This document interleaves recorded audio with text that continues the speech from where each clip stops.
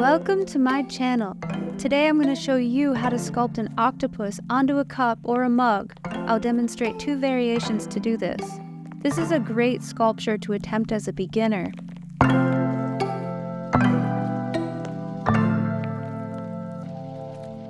Before sculpting onto a pot, I prepare the clay by wedging it.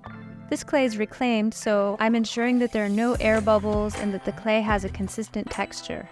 I'm dividing the clay into 9 equal parts to create the octopus arms and body. I find it easiest to begin sculpting the basic shapes of most things by starting with a ball of clay.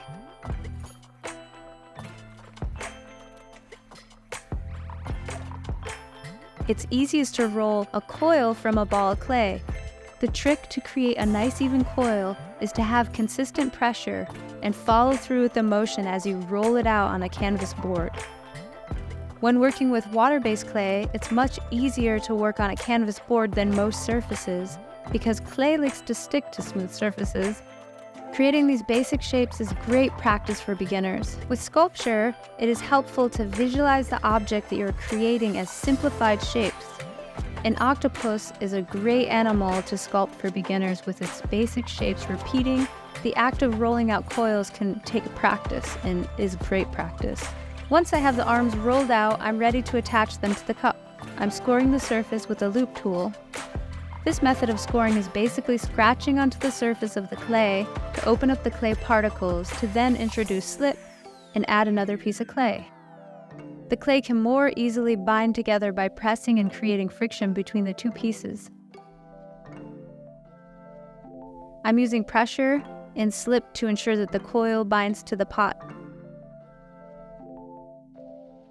I'm tracing the area where I want the arms to be placed. I can follow along that line and score the area. I'm applying slip onto the cup, as well as the arm that I will be attaching. A fun fact about octopus is that their arms act as independent brains with more than 2,000 individual moving suction cups that are equipped with chemical sensors that can taste, smell, and detect light from their arms. I think that's pretty cool. Once the clay is properly attached, I go along the edge with my hands or tools to smear the clay into the surface to create a strong bond. I'm repeating the scoring and slipping process for each coil and placing them in a way that looks appealing.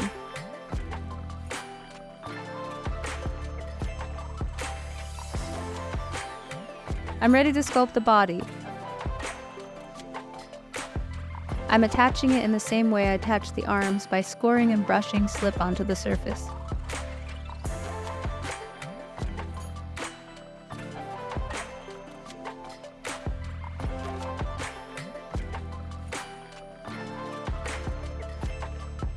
Once I've attached it, I'm sculpting the eye mounds and creating some musculature and webbing between the arms.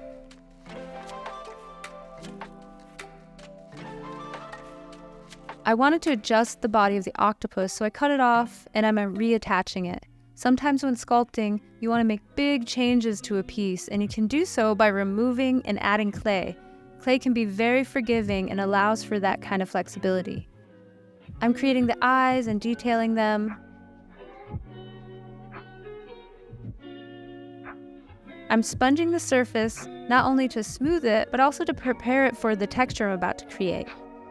I often experiment with different textures, and I discovered that slip can be applied in many ways to achieve very interesting textures. I'm using a brush to dab the slip onto a slightly damp surface. I also found that a sponge is a great way to dab the slip onto the body. I like when the slip is not too wet and has a tacky consistency so that it creates little points. I'm gently dabbing the slip onto the entirety of the octopus. I went back with a brush to refine the texture. This way of attaching the octopus directly to the cup is a great beginner octopus. Check out this next one that I'm about to make. Now I'm going to sculpt the octopus as a handle on a mug, and I'll be sharing an alternative approach. I personally like the way this one turned out even more. I'm starting this octopus in a very similar way by rolling out balls and then rolling out tapered coils. I'm laying out the arms of the octopus and I'm connecting the pieces together. When I flipped it over, I had to reattach a couple arms because they fell off. I lifted the piece up to sculpt it into the desired shape. One leg fell off and I realized I needed some extra support, so I grabbed one of my contact balls that I often use to assist me while I'm sculpting. It's a great shape to drape over. I normally would put fabric in between, but sometimes you gotta break the rules. I'm attaching the body by scoring and applying slip. I basically just attached the octopus to the mug as it was on the ball. I had to take a couple arms off so that it would connect properly, and I added the legs back in and was able to control the placement more this way.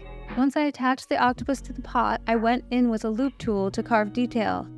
Since the clay consistency is so similar, I'm able to attach the eyes with just some slip, pressure, and smearing the edges. Sculpting eyes is one of my favorite things to sculpt. I love these tools in particular to sculpt eyes.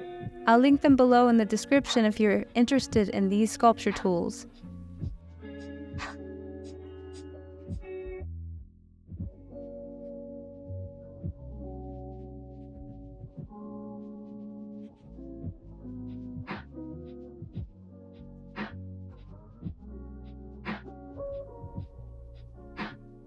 I'm now rolling out a coil and cutting it into sections to create lots of tiny balls.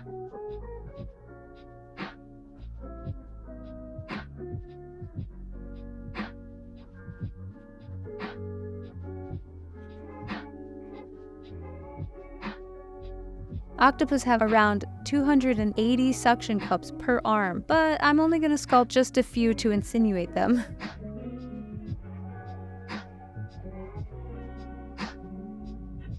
I'm adding texture with slip in a similar way as the other cup.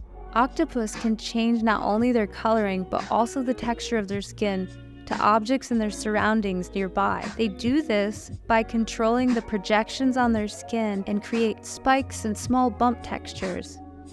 Once the slip dries a little, I go over the piece with a slightly damp brush to soften the appearance of the overall texture. I'm going in and adding the pupil. Octopus have rectangular pupils positioned laterally in their head, which help them see in all directions, in addition to giving them control over how much light they let into their eyes. It's pretty cool. Thank you for watching and supporting my channel. Like, subscribe, and share with a friend.